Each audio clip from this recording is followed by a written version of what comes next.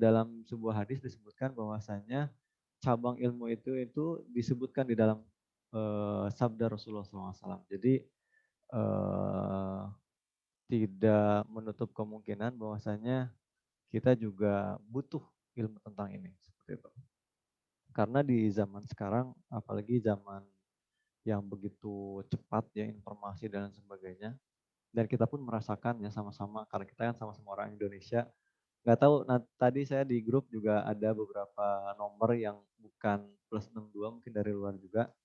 Cuman secara umum mungkin zaman sekarang adalah zaman di mana yang namanya akhlak, alaqiyam, nilai-nilai kebaikan itu memang dibutuhkan.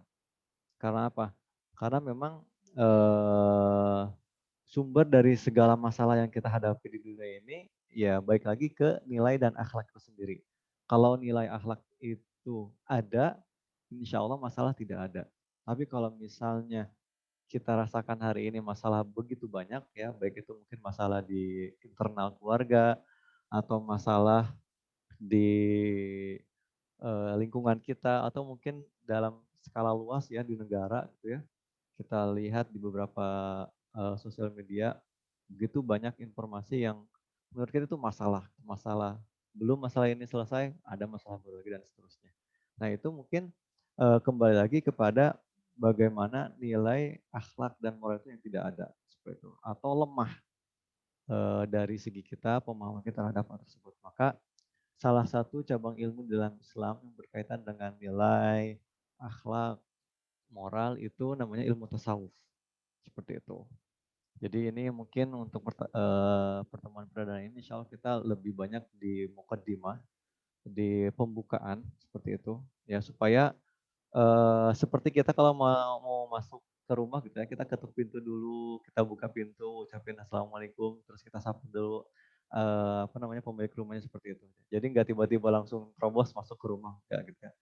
Jadi insya Allah kita akan coba buka dulu ya apa itu ilmu tasawuf, terus kita akan pelajari itu seperti apa dan mu'alifnya sendiri ya kita insya Allah akan coba bahas sedikit tentang beliau. Baik. Seperti yang sudah di-share di grup ya, jadi PDF-nya sudah ada, mungkin teman-teman bisa saling sambil membuka ya, bisa sambil membuka. Di situ yang di-share itu adalah cetakan dari Darul Kutub Ilmiah ya Beirut. Nah, sedangkan yang saya gunakan adalah kitab dari cetakan eh, Daru Jawamil Kalim. Ya, sama-sama ya insya Allah. Ya, jadi kalau di cetakan yang antum pegang, yang PDF itu dimulai dari nomor halaman 4 ya insya Allah ya.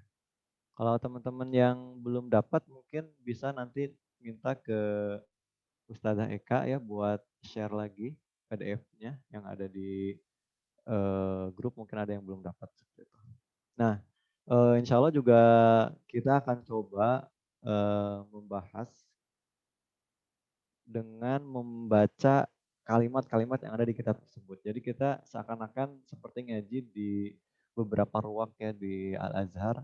Jadi kita baca terus setiap kata kalau misalnya butuh penjelasan kita jelaskan seperti itu. Kurang lebih. Baik. Nah, eh, jadi kita sudah tahu tentang urgensi ilmu tasawuf. Ya. Nah, sekarang pertanyaannya ilmu tasawuf itu apa? Gitu ya. Karena banyak sekali mungkin apa namanya teman-teman dengar sufi itu sesuatu bisa positif bisa negatif gitu ya. Seperti saya sendiri pernah berpengalaman mendengarkan penjelasan seorang sufi gitu ya. Kitab dia ngakunya sufi dan di situ memang ada pendapatnya yang ganjil gitu. Seperti misalnya ada sebuah penafsiran dalam ayat Al-Qur'an u'budullaha hatta ya'tikal yakin ya. Nah, di situ beberapa kelompok sufi mengartikan bahwasanya yakin aja gitu. Ibadah tuh yakin tuh udah selesai gitu. Makanya ada beberapa apa namanya berita atau misalnya eh, hal-hal yang nyampe ke kita. Jadi kalau misalnya sholat itu yakin aja, kalau udah yakin udah berarti udah sholat kayak gitu. Jadi nggak perlu takbiratul ihram, nggak perlu sujud, nggak perlu ruku dan seterusnya. Assalamualaikum nggak perlu. Yang penting yakin itu udah selesai kayak gitu. Nah itu eh, bagian yang keliru ya. Tapi sebetulnya kembali lagi kepada urgensi ilmu tasawuf itu sufisme, sufi dan kata-kata yang lain itu penting dan menjadi cabang ilmu di dalam agama kita yang harus kita pelajari. Dan insya Allah hari ini dan hari-hari berikutnya kita akan coba ya perdalami seperti itu. Nah, untuk definisi ilmu tasawuf itu sendiri ya ada salah satu ulama Mesir mengatakan Syekh Zarruq ya mengatakan ta'addudu ta'rifi fi syai'i bi ta'addudi wujuhil husni fihi. Jadi ilmu tasawuf itu definisinya banyak, teman-teman. Ya, ada yang bilang seratusan, ya, ada yang bilang ribuan tasawuf, ya. Misalnya ilmu tasawuf itu adalah bla bla bla bla, ilmu tasawuf itu adalah bla bla bla, ya. Nah, Syekh Zarruq ya ulama dari Mesir ini memberikan komentar bahwasanya mengapa ilmu tasawuf itu banyak definisinya karena ta'addudu ta'rif fi syai'i, ya banyaknya definisi dalam satu hal itu disebabkan bi ta'addudi wujuhil husni fihi. Disebabkan banyaknya hal-hal keindahan yang bisa dilihat. Jadi dari mana-mana gitu, dari sisi ini, kanan, kiri, atas, bawah itu bisa semua orang lihat dan semua ulama mendefinisikan ilmu tasawuf itu sendiri. Seperti itu. Jadi ilmu tasawuf itu banyak sekali definisinya. Nah, namun mungkin kita akan coba fokus kepada definisi ilmu tasawuf dari segi bahasa. Kalau misalnya kita lihat tasawuf itu kan sudah jadi bahasa Indonesia ya. Itu berasal dari bahasa Arab tasawuf, tasawuf, tasawuf ya tasawufu. Nah, tasawuf ini sumber katanya itu bisa dibilang dari kata sofa ya. As-sofa itu artinya suci. Seperti itu. Jadi ilmu tasawuf itu hal-hal yang berkaitan dengan penyucian diri. Baik itu diri secara lahiriah atau batiniah, khususnya batiniah. Seperti itu. Jadi ilmu tasawuf itu seperti itu ya teman-teman ya. Jadi ilmu tasawuf diambil dari kata bahasa Arab tasawwuf ya tasawwafu ya. Sumber katanya itu sofa'u ya artinya suci. Nah, suci ini berkaitan dengan ilmu tasawuf berarti ilmu yang berkaitan dengan penyucian diri. Nah, jadi kita insya Allah ya eh, beberapa pertemuan ke depan kita akan menyucikan diri ya melalui salah satu kitab yang fenomenal ya cukup luar biasa yang berkaitan dengan ilmu tasawuf seperti itu. Nah, ini juga berkaitan dengan salah satu ayat Al-Qur'an firman Allah Subhanahu wa taala kunu robbaniyina bima kuntum tu'allimuna alkitaba wa bima kuntum tadrusun. Jadi manhaj robbani seperti itu ya. Dan ini juga salah satu manhaj penulis kitab yang akan kita pelajari yaitu Al-Imam Ahmad Ibn Athaillah As-Sakandari. Nah, jadi untuk kitab yang kita pelajari teman-teman semua ya bisa dilihat di PDF-nya ya. At-Tuhfatu fit Tasawwufi Al-Musamma Tajul Arusi Al-Hawi li Tahdzibin Nufus. Ya. Jadi karya salah satu imam luar biasa ya, ulama sufi luar biasa yang pernah belajar ya di Mesir ya. Nah, saya bacakan ya. Jadi nama lengkapnya adalah Asy-Syaikh Al-Imam Tajuddin wa Turjamanul Arifin Abdul Fadli Ahmad Ibni Muhammad Ibni Abdul Karim Ibni Abdurrahman Ibni Abdullah Ibni Ahmad Ibni Isa Ibni Husain Ibni Athaillah Al-Jazami nasaban Al-Maliki madhaban Al-Iskandari daron Al-Qarafi mazaron As-Sufi haqiqat asy-syadzili tariqatan U'jubatu zamani wa nukhbatu asrih wa awani. Nah, beliau lahir tahun 655 Hijriah kurang lebih. Ya, dan wafat di tahun 709 Hijriah. Seperti itu. Jadi kitab yang akan kita pelajari adalah Tajul Arus Al-Hawli Tadzibin Nufus atau At-Tuhfatu fit Tasawuf. Karyanya Al-Imam Ibnu Ahmad Ibnu Athaillah As-Sakandari. Kalau misalnya kita dengar Ibnu Athaillah As-Sakandari mungkin ingatnya Al-Hikam ya, Hikam atau Ilah ya kan. banyak sekali di Indonesia yang sudah diterjemahkan ya, hikam atau ilah, hikam atau ilah. Dan ingat teringat dengan beberapa penjelasan para ulama bahwasanya jadi buku-bukunya beliau Al-Imam Ahmad Ibn Athaillah Askandari ini kecil-kecil teman-teman semua. Jadi tipis-tipis. Jadi nggak berjilid-jilid misalnya 5 jilid, 6 jilid enggak. Ya, itu tipis-tipis. Tapi karena memang keikhlasan beliau dalam menulis, keikhlasan beliau dalam berdakwah, keikhlasan beliau dalam menyampaikan ilmu, ya jadi ilmunya berkah gitu. Betapa banyak syarah-syarah atau yang menjelaskan dari hikam atau ilah Skandari ya. Mulai dari Syekh eh, Buti, terus Ibnu Ajibah dan yang lainnya banyak ya. Nah, yang kita pelajari sekarang adalah At-Tuhfah fi Tasawuf. Seperti itu. Nah, eh jadi tadi disebutkan bahwasannya Ibnu Athaillah Skandari merupakan seorang fakih, seorang ulama kalam ya. Jadi beliau itu pada awalnya bukan ulama sufi, teman-teman. Jadi justru beliau itu berawal mula perjalanan ilmiahnya itu menjadi ulama di ilmu fikih, ilmu hadis, tafsir seperti itu.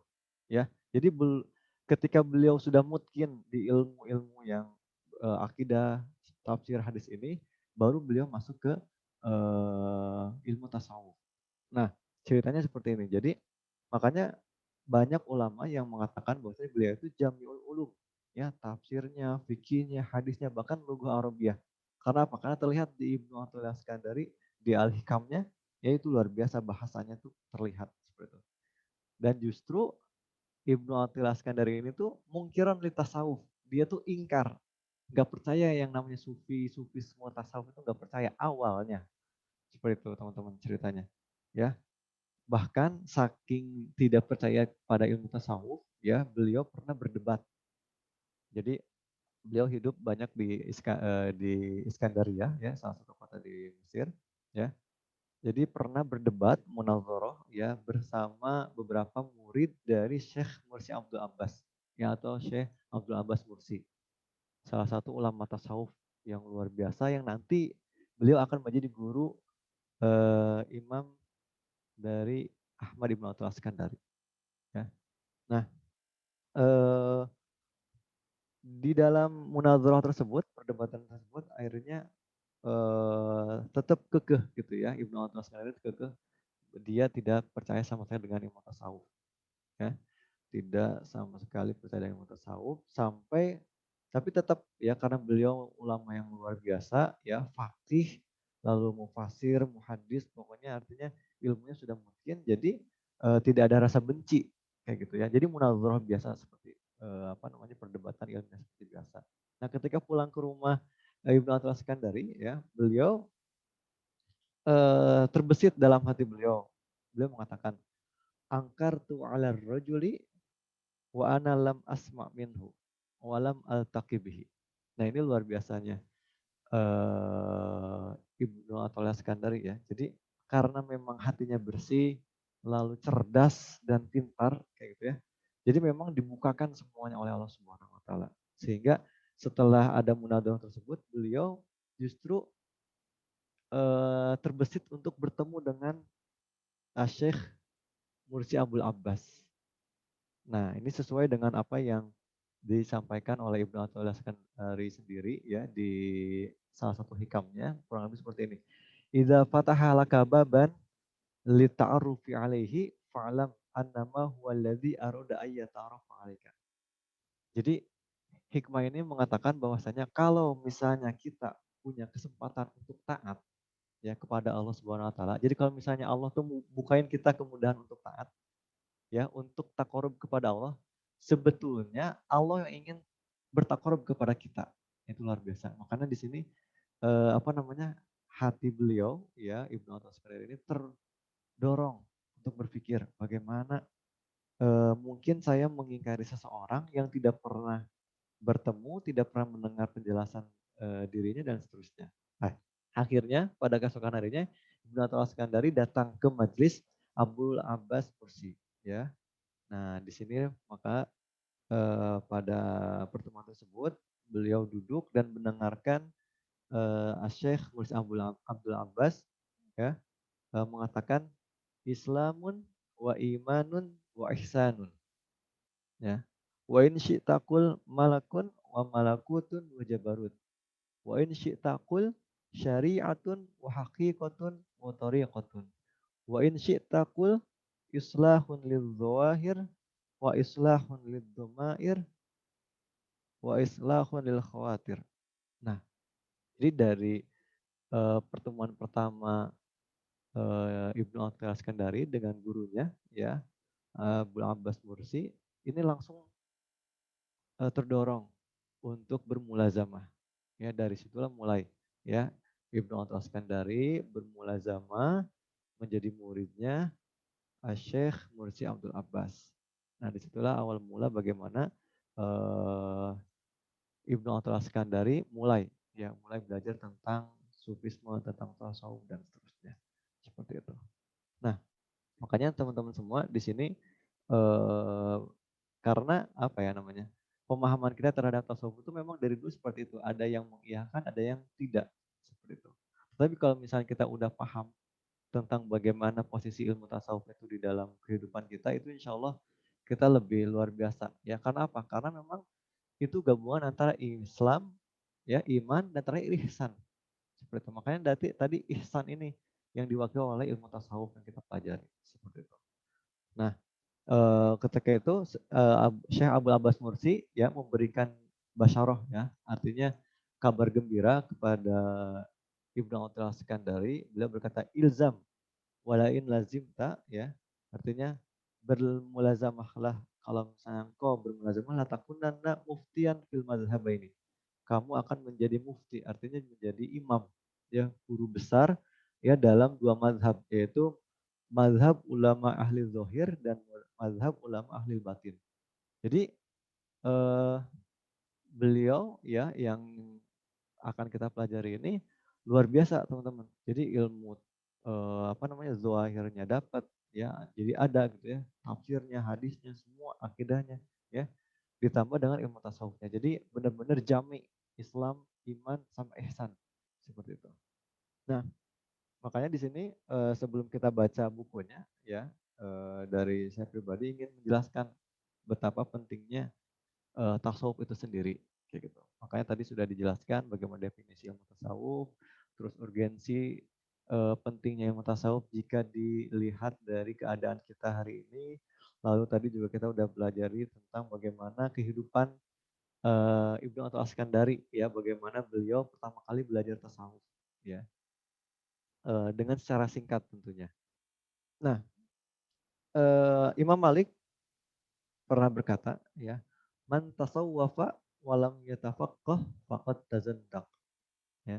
Barang siapa yang bertasawuf ya, tetapi tidak yatafaqqah, tidak paham tentang ilmu Islamnya ya, faqad tazandaq, maka dia zindik ya. Jadi keliru ya, bakal keliru seperti itu. Wa man tafaqqaha wa lam yatasawwaf faqad tafassaq. Barang siapa yang tahu ilmu Islam, tahu ibadah dan sebagainya gitu ya, tapi ya lam yatasawwaf ya, tidak ada ilmu tasawuf di dalam dirinya, artinya akhlaknya, moralnya, nilainya tidak ada, faqad tafassak, maka dia fasik. Seperti itu. Wa man jama'a bainahuma faqad tahaqqaq. Nah, barang siapa yang bisa tasawufnya ada, fikihnya ada, artinya ilmu syariahnya ada, ya, maka faqad tahaqqaq. Itu benar-benar sudah sempurna. Jadi ilmu tasawuf ini memang dibutuhkan teman-teman, ya, dibutuhkan dalam kehidupan sehari-hari kita sebagai penyempurna, ya, saling menyempurnakan.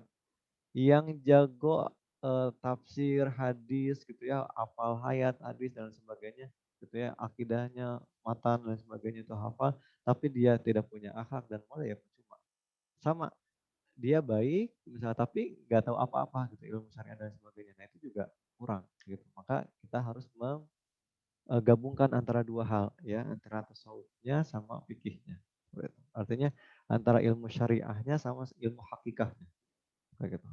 Maka bisa disimpulkan fala tasawuf illa bisyariah. Tidak ada yang namanya tasawuf kecuali tanpa syariat.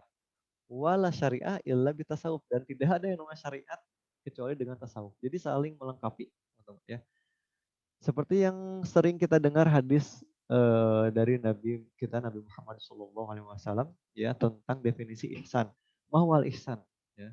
Teman-teman pasti ingat ya bagaimana hadis tersebut ya, bagaimana Jibril datang menyerupai seorang laki-laki yang tampan, bersih dan sebagainya terus nanya, "Mahwal Islam, mahwal iman, mahwal ihsan." Ketika ihsan, Nabi Muhammad SAW menjawab, "Anta'budallaha ka'annaka tarahu, fa illam tarahu fa innahu yaraka." Jadi di sini terlihat bagaimana syariat dan tasawuf itu luar biasa ya. Antara syariat dan hakikat itu luar biasa. Kita tidak mungkin bisa beribadah gitu ya. Tidak mungkin kita melaksanakan ibadah dengan sempurna kalau misalnya syariahnya kita nggak tahu, kita nggak pelajari. Gitu. Dan kita juga nggak mungkin sampai makom ke anak kata rohu ya dengan hati yang kotor misalnya dengan hati yang akhlaknya kurang gitu. Ya jadi anta'budallah ka annaka tarahu ini luar biasa teman-teman. Hubungan antara syariat dan tasawuf seperti itu. Nah, jadi itu mukadimah secara cepat ya. Dan kalau misalnya teman-teman yang pernah ngaji atau misalnya ada di YouTube dan sebagainya, itu bisa sampai 5 majelis teman-teman. 5 kali 40 menit itu. Terus gitu ya, membahas tentang mukadimah atau pembukaan dari ilmu tasawuf itu sendiri. Karena memang sangat apa namanya sangat dalam. Nah, namun di sini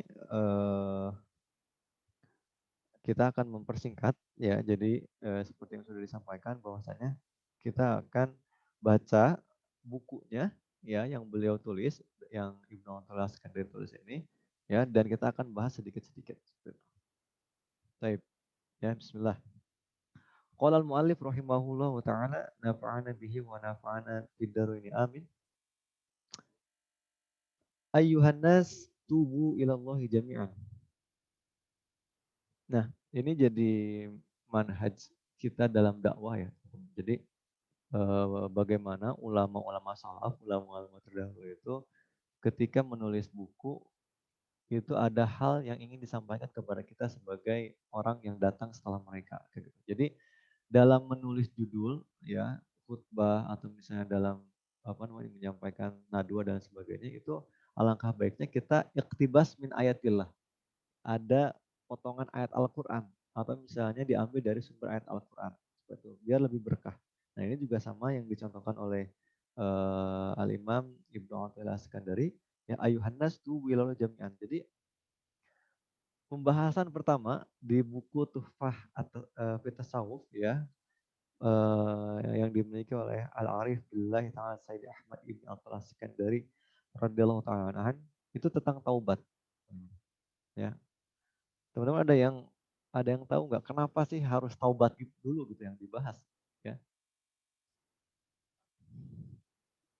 Jadi taubat ini karena seperti halnya kita mungkin ya dalam kehidupan sehari-hari kita tidak mungkin menggunakan pakaian atau misalnya hal-hal yang kita pakai lah ya, ya pakaian atau sepatu dengan keadaan kotor, ya kan pasti dicuci dulu gitu ya, dicuci dulu ya, habis dicuci baru bersih, dirapikan, baru kita pakai, baru kita keluar rumah. Ya. Nah, begitu juga dengan pembahasan yang kita baca dari kitab Tuhfatul Tasawuf ini, bahwasanya pembahasan yang pertama adalah taubat. Ya. Ayuhal abd, utlubut taubata minallah ta'ala fi kulli waqtin. Fa inna Allah ta'ala qad nadabaka ilaiha qala Allah ta'ala. Ayuhal wahai hamba. Ya. Nah, di sini juga disebutkan abd ya. Al-Imam Ibnu Athaillah As-Sakandari tidak menulis ayuhal muslim atau ayuhal mukmin atau ayuhal rajul atau lain sebagainya. Tapi di sini ayuhal abd ya, artinya hamba ya. Menunjukkan tentang bagaimana yang namanya taubat itu memang tidak sebatas orang yang taat, yang maksiat. Jadi nggak khusus untuk orang-orang yang bersalah. Orang mukmin, muslim, muhsin, muttaqin, semua itu butuh taubat ya teman-teman. Karena apa? Dan semua itu ya ada di bawah kata al-abd, hamba Allah Subhanahu wa taala. Jadi ini luar biasa ya sirnya, ya rahasia pemilihan kata dari Al-Imam Ibnu Athaillah Iskandari. Ya, kita harus taubat kepada Allah di setiap waktu, fi kulli waktin. Ya. Fa innallaha ta'ala, karena Allah Subhanahu wa taala di dalam Al-Qur'an sudah memberikan isyarat kepada kita, perintah ya. Bukan isyarat, perintah kepada kita untuk bertaubat ya. Dalam surat An-Nur ya, ayat pertama, wa tubu ilallahi jami'an ayyuhal mu'minuna la'allakum tuflihun. Bertaubatlah kepada Allah Subhanahu wa taala wahai orang beriman, la'allakum tuflihun, semoga engkau beruntung. Wa qala ta'ala aidan, innallaha yuhibbut tawwabin wa yuhibbul mutatahhirin. Sesungguhnya Allah mencintai orang yang bertaubat dan mencintai orang-orang yang membersihkan diri, membersihkan diri. Nah, ini luar biasa teman-teman. Ya. Eh, Kenapa taubat menjadi pintu pertama yang harus kita lewati ya, karena seperti yang sudah disampaikan bahwasanya yang namanya taubat ini menjadi jalan pertama kita untuk mencapai Allah Subhanahu wa taala. Seperti itu. Jadi ketika kita sudah merasakan betapa banyaknya dosa kita ya, betapa banyaknya kesalahan kita, lalu kita bertobat. Dari situ kita akan memulai perjalanan luar biasa kita menuju Allah Subhanahu wa taala. Wa qala Rasulullah sallallahu alaihi wasallam, innahu la yughanu ala qalbi wa inni la astaghfirullah fil yawmi sab'ina marrah. Bahkan Rasulullah SAW saja ya, beliau maksum ya teman-teman. Artinya dijaga oleh Allah dari perbuatan dosa ya. Dalam sehari minimal 70 kali. Nah, 70 kali di sini bukan angka 70 ya teman-teman ya. Jadi harus kita pahami bahwasanya 70 di sini bukan arti sebenarnya 70 kali udah selesai gitu. Enggak 71 dan seterusnya, enggak ya. Tetapi sab'ina marrah di sini ya, ada yang mengatakan 70 secara arti letter like-nya, ada juga yang menjelaskan bahwasanya 70 itu menunjukkan angka yang luar biasa banyaknya. Seperti itu. Jadi Rasulullah saja ya yang maksum, terjaga dari dosa, kesalahan, yang dibimbing ya oleh Allah Subhanahu wa taala melalui wahyunya, lalu menjadi sosok yang akan membuka surga untuk pertama kalinya ya. Lalu beliau juga adalah sosok yang akan memberikan syafaat kepada manusia nanti ketika hari kiamat, masih beristighfar dalam sehari dengan istighfar yang banyak. Nah, pertanyaannya kepada kita semua, ya bagaimana kita ya? Kita bukan nabi, ya, bukan rasul, sholat juga mungkin masih kurang, salawat juga masih kurang, terus banyak kekurangan kita, ya.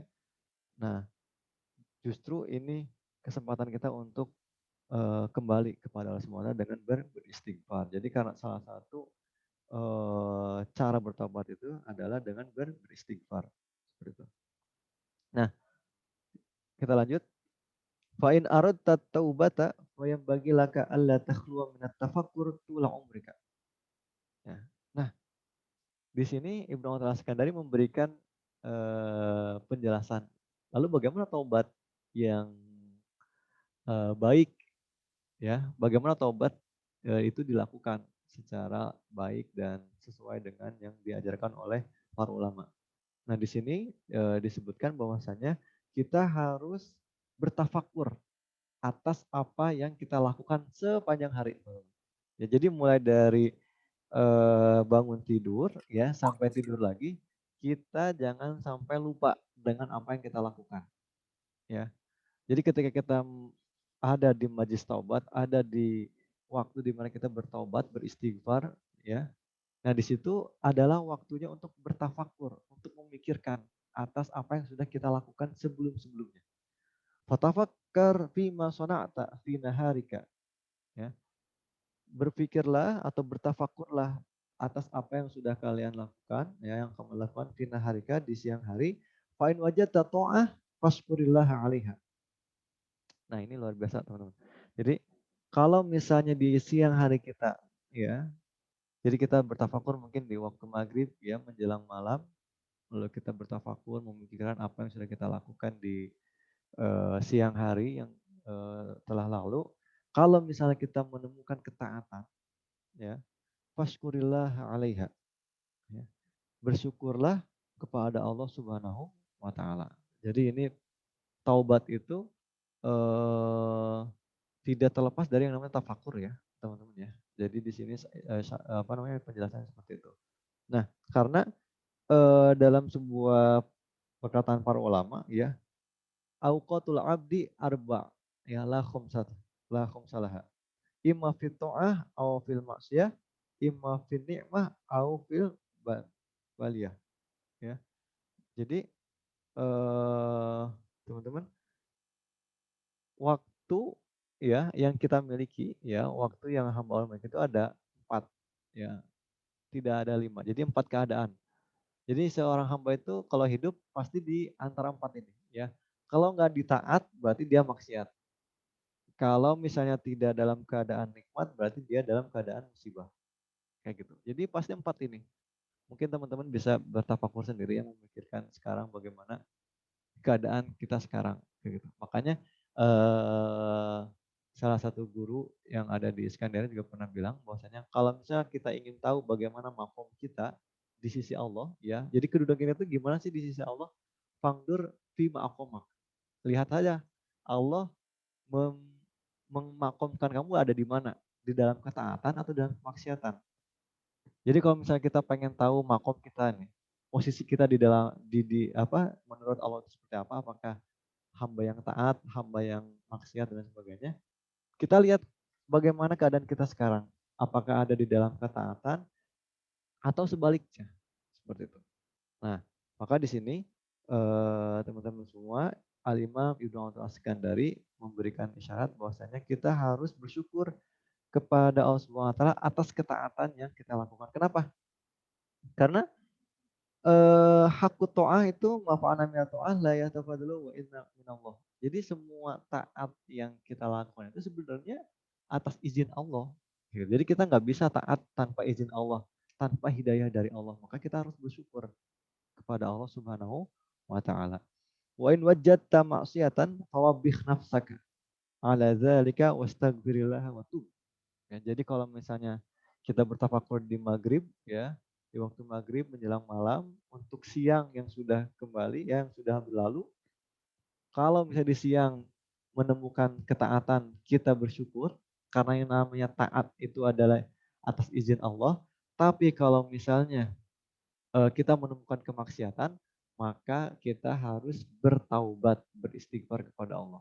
Ya, makanya teman-teman kenapa saya teringat dengan nasihat Ustadz ya, Ustadz saya, guru saya, bahwasanya salah satu hikmah kenapa kita sholat 5 waktu itu adalah kesempatan kita untuk bertafakur teman-teman. Ya, jadi dari subuh misalnya ke zuhur itu kurang lebih mungkin sekitar 7 jam atau 8 jam. Nah, dari 8 jam itu di zuhur itu kita tafakur ketika zikir sholat zuhur tuh. Ya Allah, kalau misalnya di antara subuh dan zuhur saya melakukan kemaksiatan, ampuni saya.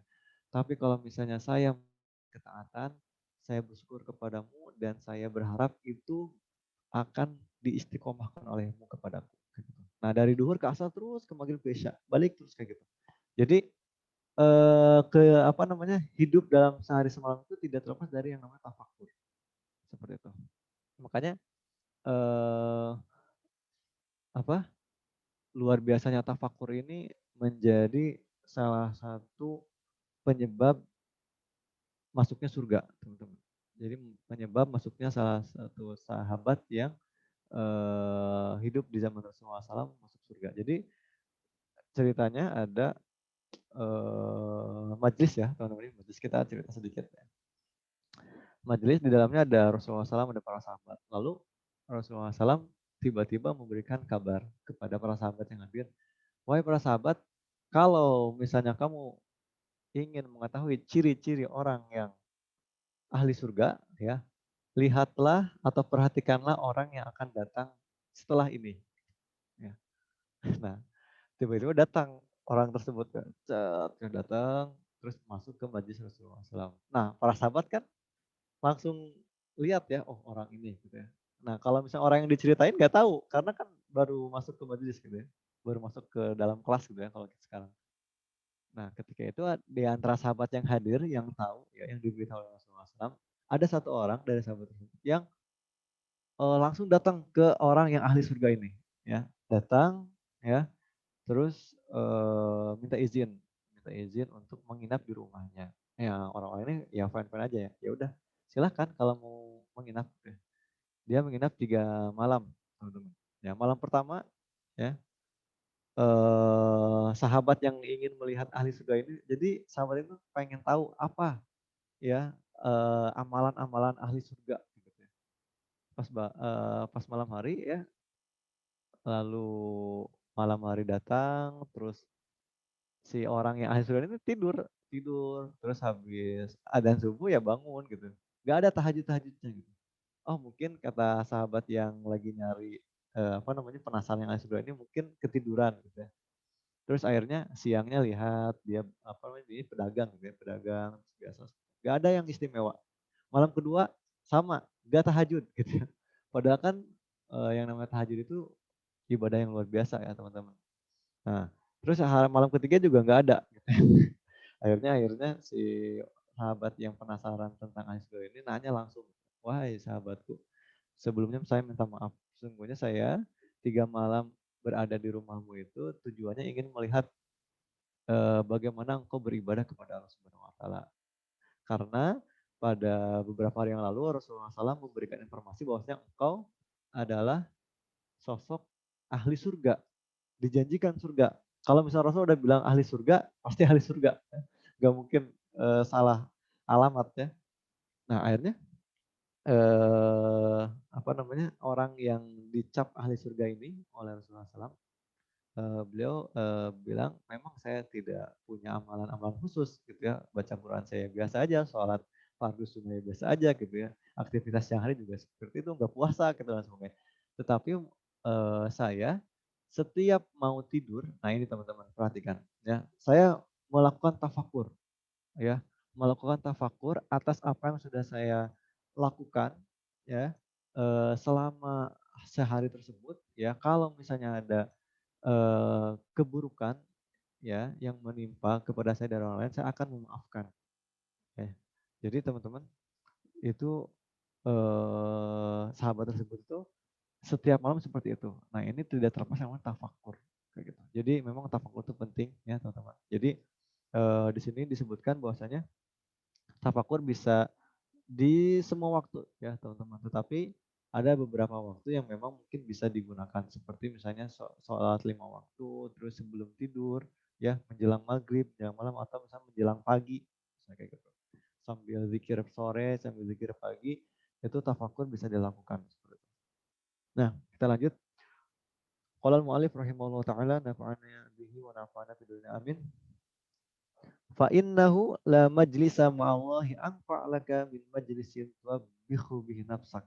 Karena yang namanya majlis itu ya teman-teman artinya posisi ya, keadaan kondisi yang luar biasa itu tidak ada kondisi yang lebih baik daripada kondisi di saat kita menjelek-jelekan diri kita di hadapan Allah Subhanahu wa taala. Jadi kalau misalnya kita menjelek-jelekan diri di hadapan manusia, kita makin hina ya kan? Ya, kalau misalnya kita buka aib kita, wah di depan manusia, itu pasti lebih hina. Ya, tapi kalau misalnya kita membuka ya kesalahan kita, keburukan kita, mengakui semua gitu ya, di hadapan Allah SWT itu makin tinggi teman-teman derajatnya. Ya, wala tuwabiha wa anta dohikun farihun. Ya, jangan sampai juga kamu menjelekan diri di hadapan Allah SWT, tetapi ada ketidakseriusan, dohikun farahun artinya bercanda. Gitu. Bal wabiha wa anta majidun sodikun mudhirun lil abus.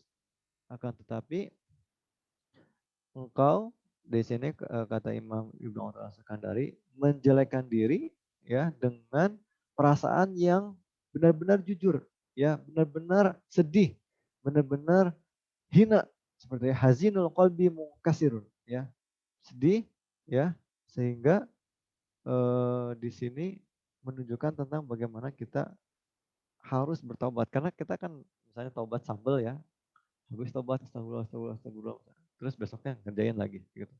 Jadi disinilah artinya kita harus menjaga diri kita ya teman-teman ya.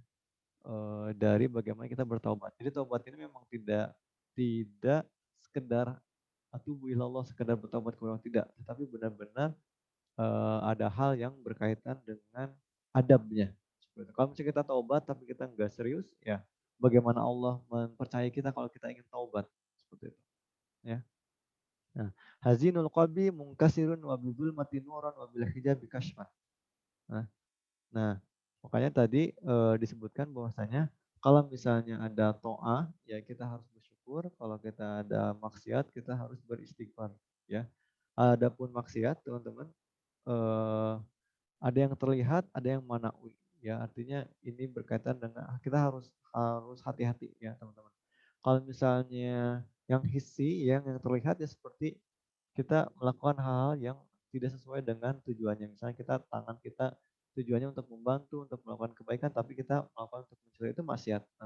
Atau manawiyah, artinya berkaitan dengan hati, ya, rasa benci, lalu rasa iri dengki. Nah itu berkaitan dengan maksiat secara hati, seperti itu. Ya. Jadi ini taubat ini bab yang luar biasa ya teman-teman. Semoga kita juga menjadi orang-orang yang pandai dalam bertobat ya, rajin bertobat ya, sehingga setiap taubat yang kita lakukan menjadi pembersih dari hati kita. Nanti kita akan mendengarkan bagaimana Al-Imam Ibnu Athaillah Iskandari berkaitan dengan dosa yang memberikan sebuah tanda hitam di dalam hati kita. Wa ani Syekh Makinuddin Al-Asmar rahimahullah taala wa kana min sab'atil abdal. Qala kuntu fi ibtida'i amri ukhaytu wa taqawtu min dzalik wa kuntu addu kalami bin nahar fa idza ja'a lail hasabtu. Jadi Makinuddin Al-Asmar ini ya salah satu ulama besar juga ya. Salah satu kebiasaannya adalah dia terus menghitung perkataan-perkataan yang keluar dari mulutnya setiap hari. Di siang hari, ketika malam hari dia bermuhasabah. Ya. Fa'ajidu kalami qalilan fama wajadtu fihi min khairin hamadtullaha wa syakartu alaihi wa ma wajadtu fihi min ghairi dzalika tubtu ila Allah wa astaghfartuhu ila ansara badalan radhiyallahu taala anhu. Jadi kalau misalnya perkataannya banyak yang jelek, dia bertaubat. Kalau perkataannya banyak yang kebaikan, dia bersyukur kepada Allah Subhanahu wa taala. Ya. Nah, ini penting ya, teman-teman. Artinya to'ah ini memang sumbernya dari Allah Subhanahu wa taala. Makanya kita harus bersyukur kepada Allah Subhanahu wa taala yang sudah memberikan kita kesempatan, hidayah, nikmat, ya, sebuah pemikiran untuk taat seperti itu, ya. Karena banyak sekali di beberapa di luar sana mungkin ketaatan itu balik lagi ke saya, ke saya, ke saya. Nah, itu sesuatu yang harus dihindari. Nah, wa idza waqa'a minal 'abdi dzambun waqa'a mahu zulmatun. Nah, ini salah satu penjelasan yang berkaitan dengan tadi ya. Kalau misalnya seorang hamba melakukan dosa, maka ada satu titik hitam ya di dalam hatinya. Titik ya. Fa'ala hadza yang bagi laka ayyakuna 'amaluka kullahu lillah ya. Famisalul ma'siyati kanari wa zulmati dukhunha. Nah, jadi kalau misalnya maksiat itu seperti api, teman-teman. Ya. Wa zulmatu dukhunha. Nah, yang namanya api itu teman-teman akan meninggalkan bekas hitam seperti itu. Ya, kalau misalnya kita lihat mungkin di rumah-rumah yang lama ya, itu di perapian dapurnya itu pasti bagian temboknya atau atas itu pasti hitam. Kenapa? Karena makin banyak terkena api, asap api. Nah, kadzalikal qalbu yasawwadu bil ma'siyati falan yathar illa bitaubati Allah. Begitu juga nah hati, teman-teman. Kalau hati itu terus ya eh kita melakukan kemaksiatan, maka semakin banyak tanda hitam. Terus makin lama semakin banyak hitamnya gitu ya kalau semakin banyak maksiat ya. Dan hal-hal yang hitam tersebut ya itu tidak akan hilang kecuali dengan taubat kepada Allah Subhanahu wa taala. Jadi itu teman-teman bab taubat ya sebagai pembuka di kitab At-Tuhfah fit Tasawuf ya. Jadi eh pintu ya, pintu untuk menuju kepada Allah Subhanahu wa taala taubat ya, teman-teman. Karena memang apa?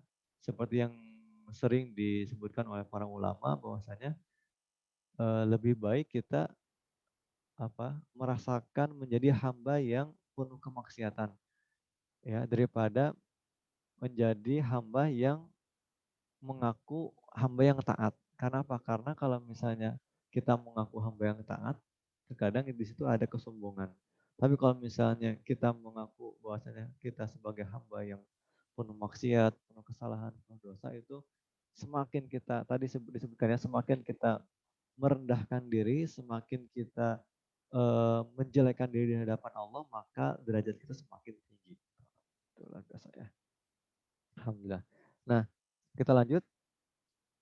Fasara dzullu wa dzulmatu wal hijab muqarradun lil maksiyah. Jadi kalau misalnya maksiat pasti akan kotor hatinya, ya. Pasti akan hitam hatinya, pasti akan ada hijab, ada penghalang, ya.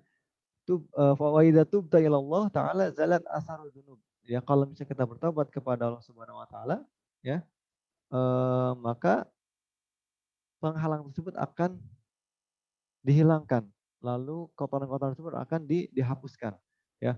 Wala yadkhulu alaikal ihmal illa bi ihmalika an mutaba'atin Nabi sallallahu alaihi wasallam wala tahsulu lakar rif'ah indallahi ta'ala illa bi mutaba'atin Nabi sallallahu alaihi wasallam. Nah, ini luar biasanya Al-Imam Ibnu Iskandar ini sangat step by step, teman-teman. Artinya sedikit-sedikit ya langkahnya. Jadi setelah kita tahu tentang bagaimana itu taubat, ya, dan taubat itu berkaitan dengan ketaatan dan kemaksiatan, ya. Lalu kita juga sudah mengetahui bahwasanya kemaksiatan itu membuahkan hati yang kotor, ya, menghasilkan hati yang kotor. Kalau misalnya kotor itu teman-teman tertutup. Kalau tertutup itu berarti seperti kita nutup pintu, berarti orang yang dari luar nggak bisa masuk atau yang dari dalam nggak bisa keluar, gitu. Ya, jadi hidayahnya nggak akan nyampe, nggak tembus ke dalam hati kita. Karena apa? Karena ketutup oleh kemaksiatan yang kita lakukan. Nah, caranya untuk bersih dari kotoran-kotoran tersebut agar penghalang itu tercabut, ya, itu kita diberikan nasihat oleh Al-Imam Ibnu Atas-Kandir untuk bil mutaba'ah, ya. Artinya dengan mengikuti sunnah Nabi kita Nabi Muhammad Sallallahu Alaihi Wasallam. Luar biasa, teman.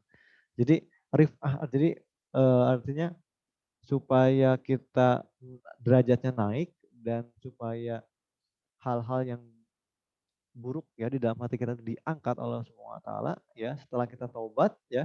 Lalu kita lanjutkan dengan meneladani kehidupan Rasulullah Shallallahu Alaihi Wasallam. Jadi ikut yang mutabaah, ya, karena di sini disebutkan wal mutaba'atu lahu alaihi salatu wasallam ala qismain. Jadi yang namanya ittiba, ya, ittiba kepada Rasulullah, taat kepada, maka sesuai dengan di Al-Qur'an, ya, teman-teman, ya. Wa may yuti'illaha faqad wa may yuti'ir rasul faqad ata Allah. Barang siapa yang taat kepada Rasul, kepada Rasulullah SAW, maka sudah sama seperti taat kepada Allah Subhanahu wa taala. Nah, di sini disebutkan mutaba'ah atau taat kepada Rasulullah SAW, mengikuti meneladani Rasulullah SAW ini ada dua hal, ya.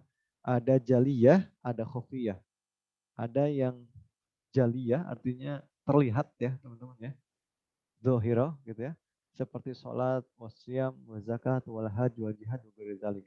Wal khofiyah, ya. Anta qidal jam'a fi sholatika.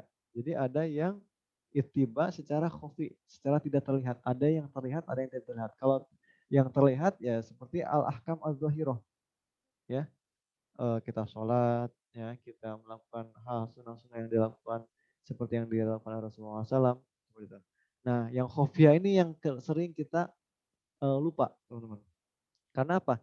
Di sini disebutkan oleh Al-Imam Ibnu Athaillah As-Sakandari, al-khafiyah anta qidal jam'a fi shalatika wa tadabbura fi qira'atika, ya. Jadi ittiba jalinya kita baca Quran. Kita terlihat kan? Jadi salah satu sunnah Rasulullah SAW atau perintah dari Rasulullah adalah sering membaca Al-Quran. Kita baca Al-Quran, gitu. Yaitu jaliyah. Tapi ada yang lebih penting, yaitu ittiba khufiyah. Ya, al-mutaba'ah khufiyahnya. Apa itu? Adalah Ketika kita baca, kita mentadaburi ayat-ayat yang kita baca, memahami lalu mengamalkan dalam kehidupan sehari-hari. Nah, makanya mutabah ini harus ada dua, teman-teman, jaliyah sama khofiyah. Kita sholat, iya sholat. Kita takbiratul Allahu Akbar, kita sujud, kita ruku dan seterusnya, kita salam. Tapi tidak ada kekhusyuan yang ada di dalam sholat tersebut. Nah, itu tidak ada mutaba'ah khofiyahnya. Cuman mutaba'ah jaliyah. Seperti itu. Ya. Makanya ini juga diisyaratkan oleh kita sedang saum ya, teman-teman ya. Jadi pas pembahasannya bahwasanya ada puasa yang dia puasa ya. Jadi hal-hal yang membatalkan puasa, ada yang membatalkan puasa seperti yang sering kita tahu ya. Jadi batal puasa ya makan, minum dan sebagainya gitu ya. Ada juga yang membatalkan nilai puasa. Dia mungkin puasa, dia sahur, ya, dia menahan apa namanya, menahan lapar, menahan dahaga, terus buka puasa juga, nyari takjil juga, mungkin ngabuburit juga, tetapi nggak ada nilai puasanya, kayak gitu. Itu juga disarankan oleh Rasulullah SAW. Nah itu namanya mutaba'ah jaliyah sama mutaba'ah khufiyah, seperti itu, ya. Fa'lam an nabika maradon batinan min kibrin aw Oke, Ustaz, ajabin. 4 menit lagi. Oke, Iya. siap saudara Kak.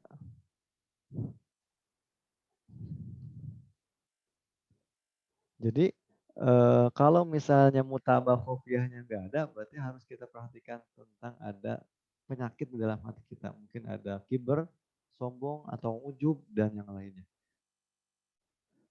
Seperti firman Allah Subhanahu wa taala, "Sa'asrifu an ayatil ladzina yatakabbaruna fil ardi bighairil haqqi." Jadi ayat-ayat Al-Qur'an ayat-ayat Al-Qur'an, ayat-ayat Allah ya, tanda-tanda hidayah Allah itu akan dihilangkan, akan dijauhkan dari orang-orang yang takabbar, dari orang-orang yang sombong.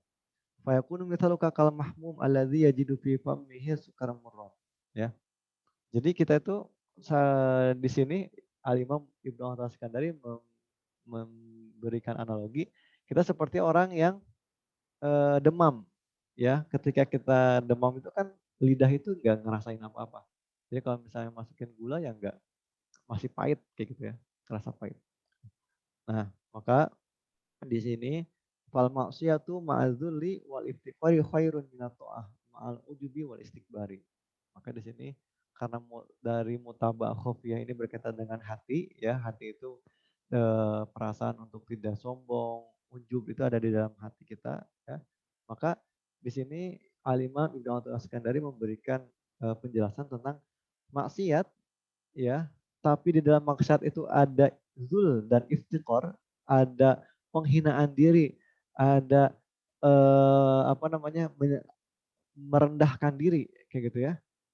Di dalam kemaksiatan itu lebih baik daripada ketaatan, tetapi dalam taatan itu ada ujub dan kiber dan sombong. Wah, luar biasa ya teman-teman. Jadi ini kita yang harus kita perhatikan. Tetapi jangan sampai kita akhirnya maksiat aja deh gitu ya. Enggak ya. Justru di sini salah satu isyarat ya kepada kita semua bahwasanya kita harus melakukan ketaatan tanpa ada di dalamnya rasa sombong dan ujub. Karena tadi baik lagi kepada penjelasan yang di awal bahwasanya wain wajah ta'ah faskurlillah. Kalau misalnya taat kamu temukan dalam satu hari tersebut atau satu hari yang kita lalui, maka harus bersyukur karena sumber kebaikan itu semuanya dari Allah Subhanahu wa taala. Seperti itu. Begitu teman-teman kurang lebih.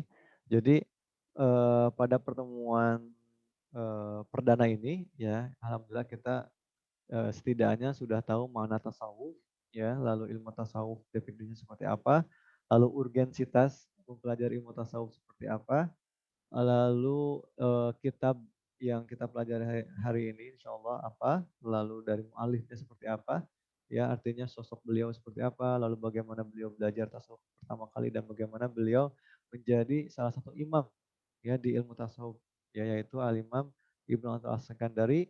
Lalu pembahasan kitabnya kita sudah melewati bagaimana Al-Imam Ibnu Al-Sakandari menjelaskan tentang pentingnya taubat ya, menjadi pertama kali yang harus kita jalani ya. Dan setelah taubat, lalu kita tahu tentang taat dan maksiat, maka kita sampai kepada bagaimana kita mutabaah di Rasulullah SAW, yaitu mengikuti meneladani kehidupan Rasulullah SAW. Yang dimana itu ada dua, ada jaliyah, ada khofiyah. Ya, jadi kita harus perhatikan yang jaliyah itu sholat seperti apa, tapi yang khofiyahnya, khusyuknya, semuanya kita harus juga. Kita baca Quran itu jaliyah, kita ikuti Rasulullah SAW. Tapi tadabburnya, semuanya pengamalan semuanya itu ada mutabah khufiyah yang harus kita laksanakan juga. Seperti itu. Alhamdulillahirrahmanirrahim. Aku qouli hadza astagfirullahi wa lakum. Kita tutup dengan membaca doa. Allahumma sholli ala sayyidina Muhammad wa ala sayyidina Muhammad wa barik radallahu ta'ala an kulli sahabati rasul jama'in amin ya rabbal alamin. Allahumma anfa' bima 'allamtana wa 'allimna mimma yanfa'una warzuqna ilman tanfa'una bi rahmatika ya arhamar rahimin. Rabbana zidna 'ilman warzuqna fahman bi rahmatika ya arhamar rahimin. Ya Allah ya rabbal alamin, berikanlah kami ilmu yang bermanfaat dan berikanlah kami kekuatan untuk mengamalkannya dalam kehidupan sehari-hari. Amin. Ya Allah ya rabbal alamin. Wassallallahu ala sayyidina Muhammadin nabiyil ummi wa ala alihi wasallam. Walhamdulillahi rabbil alamin. Terima kasih teman-teman. Masya Allah ya. Ustadzah, asatidz semua yang hadir di sini. Terima kasih sekali lagi. Ya, saya tutup dengan salam. Assalamualaikum warahmatullahi wabarakatuh. Waalaikumsalam warahmatullahi wabarakatuh. Jazakumullah Ustaz untuk penyampaiannya. Semoga ilmunya bermanfaat untuk kita. Mungkin sesi berikutnya sesi pertanyaan Ustaz Ahlan dari Asatidz Ustadzat yang ingin bertanya. Mungkin dua penanya untuk sore hari ini. Bisa mengacungkan tangan atau menulis di kolom komentar. Ahlan, ada yang ingin bertanya?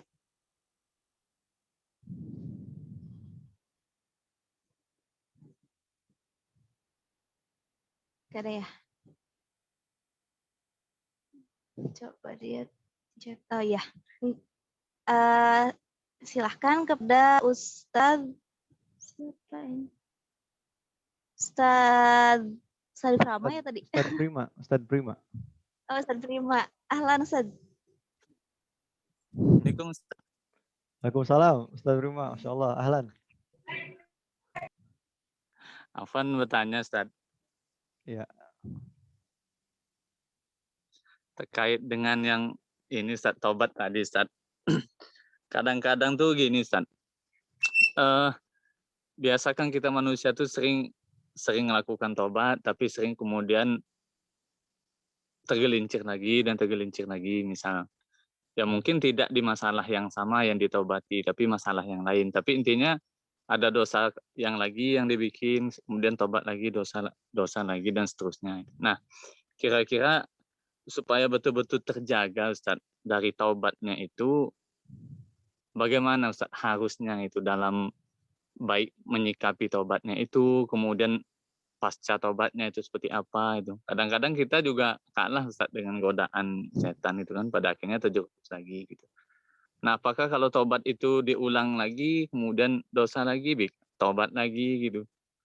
Itu seperti apa Ustaz taubatnya? Apakah diterima Allah atau seperti apa Ustaz?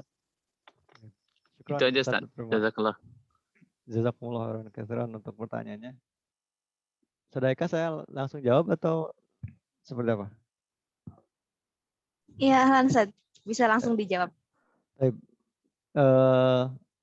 Sama ya, Ustadz Prima dan asatidz semua yang di sini, teman-teman semua. Artinya memang taubat ini adalah pekerjaan yang tidak ada batas waktunya ya. Harus terus sampai akhir hayat. Karena tadi ya, kita lebih baik merasa menjadi ahli maksiat daripada menjadi ahli taat. Artinya karena tadi seperti yang disampaikan juga bahwasanya kita kalau misalnya dalam taat sering tergelincir seperti itu, sering lupa gitu ya. Bahwasanya ketaatan itu sebenarnya sumber dari Allah SWT. Nah, bagaimana taubat itu efektif ya. Saya teringat Ustaz Bima dan asatidz semua tentang perkataan ulama, saya lupa siapa ulamanya, tapi beliau seperti mengatakan seperti ini. Ketika saya bangun tidur, saya selalu menanyakan kepada diri saya, mengapa Allah masih memberikan saya kehidupan? Dan saya pun menjawab bahwasanya sesungguhnya saya masih diberi kesempatan untuk hidup agar saya karena saya masih diberi kesempatan untuk memperbaiki diri dan menambah kualitas keimanan dan ketakwaan kepada Allah Subhanahu wa taala. Jadi artinya taubat itu memang sesuatu yang harus kita lakukan sering dan secara terus-menerus. Gitu.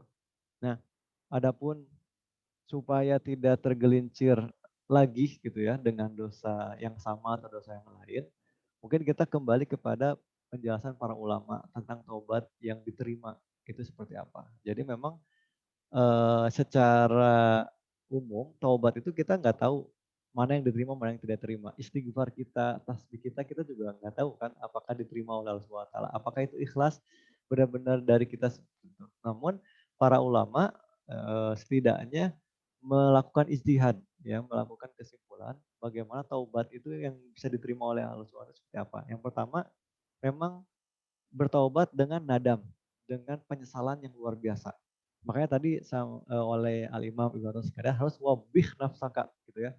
Karena tidak ada yang namanya majelis lebih bagus daripada majelis atau kondisi di mana kita merendahkan diri, menjajakan diri di hadapan Allah SWT. Jadi benar-benar binadam ya dengan penyesalan yang luar biasa. Lalu benar-benar dengan merendahkan diri dan menghinakan diri di hadapan Allah SWT. Yang kedua adalah dengan tidak bertekad untuk tidak mengulanginya lagi. Ya artinya tekad itu harus ada azam yang kuat untuk tidak melakukan kemaksiatan lagi. Misalnya mencuri. Jadi artinya kita bertaubat, kita melakukan penyesalan gitu ya, merendahkan diri, menghinakan diri di hadapan Allah, lalu kita berusaha untuk tidak melakukannya lagi seperti itu.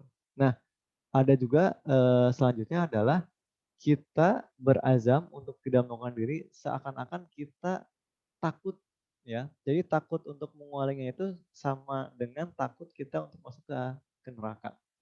Seperti itu. Jadi salah satu cara ya ini penjelasan para ulama ya bahwasanya supaya kita tidak bermaksiat kembali setelah kita bertaubat, kita memiliki azam yang kuat bahwasanya kita gak mau lagi ngelakuin itu ya sama dengan gak maunya kita untuk masuk ke neraka. Seperti itu Ustadz Bima. Jadi kalau misalnya kita punya perasaan, masa saya harus maksiat lagi gitu kan. Kayak gitu. Jadi kita takut untuk bermaksud lagi seakan-akan sama kita takut untuk masuk atau menjadi ahli neraka. Seperti itu. Insya Allah itu mungkin penjelasan yang membantu kita agar taubat kita benar-benar taubatan nasuha. Seperti itu ya. Yang tidak membuat kita kembali bermaksiat. Begitu Ustaz Bima kurang lebih wallahu alam bishawab. Bagaimana Ustaz Prima? Apakah cukup? Boleh nanya lagi Ustaz Afan? Ya. Ahlan Ustaz. Ahlan.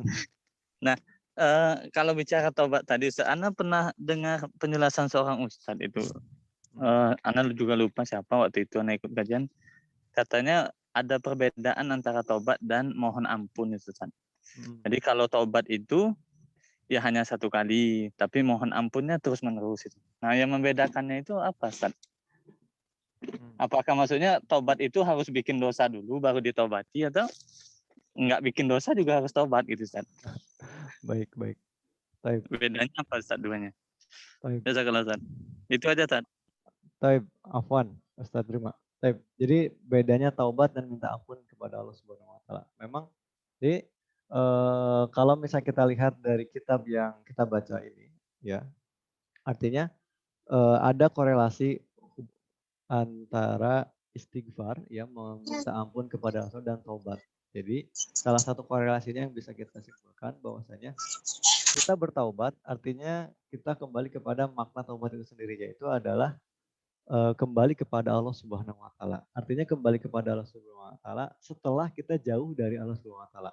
Nah, salah satu cara bertaubat itu adalah dengan meminta ampun kepada Allah Subhanahu wa taala. Seperti itu. Jadi istighfar itu salah satu cara kita bertaubat. Dan ada cara lain lagi yang bisa kita lakukan untuk bertaubat, yaitu dengan berdoa. Seperti doanya yang dicontohkan oleh Nabi Adam alaihissalam. Ya Rabbana zalamna anfusana wa illam taghfir lana wa tarhamna lanakunanna minal khasirin. Itu juga sama ya, artinya hubungan antara taubat dan istighfar itu adalah taubat adalah tujuannya ya. Istighfar itu atau meminta ampun kepada Allah itu adalah caranya, jalannya seperti itu. Ya, jadi kalau misalnya kita mau ke Jakarta misalnya dari Tangerang ya kan kita bisa naik busway, bisa naik MRT, bisa naik sepeda, motor dan sebagainya, banyak jalannya ya. Tapi tujuannya satu, Jakarta. Sama, taubat juga sama. Taubat tujuannya, tapi caranya banyak gitu ya. Kita apa namanya? Beristighfar, minta ampun kepada Allah, kita berdoa ya. Lalu kita juga melakukan kebaikan ya, karena setiap kebaikan yang kita lakukan ada kan menghapus kesalahan-kesalahan yang kita lakukan juga gitu ya. Al hasanat apa namanya? Adbi'is sayiat bil hasanat tampuha gitu ya. Ikutilah segala keburukan dengan kebaikan karena itu akan menghapusnya. Seperti itu, Ustaz Prima kurang lebih. Jadi antara taubat dan istighfar itu atau meminta ampun kepada Allah itu seperti tujuan dan jalannya. Salah satu jalannya adalah beristighfar. Seperti itu, Ustaz Prima. Wallahu a'lam bishawab. Jazakallah khair, Ustaz. Atas Baik, jawabannya, Ustaz. Ustaz Prima. Jazakallah juga untuk pertanyaannya, insyaallah. Barakallahu fikum. Alhamdulillahirrabbilalamin. Mungkin jazakumullah kepada Ustadz dan Ustadzat yang telah hadir untuk menyempatkan waktunya, dan jazakumullah khair kepada Ustadz yang telah memberikan kita ilmu pada hari ini. Semoga ilmunya bermanfaat untuk Ustadz dan khususnya dan untuk kita umumnya. Mungkin kita tutup daurah pada sore hari ini dengan bacaan hamdalah. Alhamdulillahirrabbilalamin. Subhanakallahumma wa bihamdika nasyhadu an la ilaha illa anta nastaghfiruka wa atubu ilaik. Saya Varianti pamit undur diri. Wassalamualaikum warahmatullahi wabarakatuh. Waalaikumsalam warahmatullahi wabarakatuh.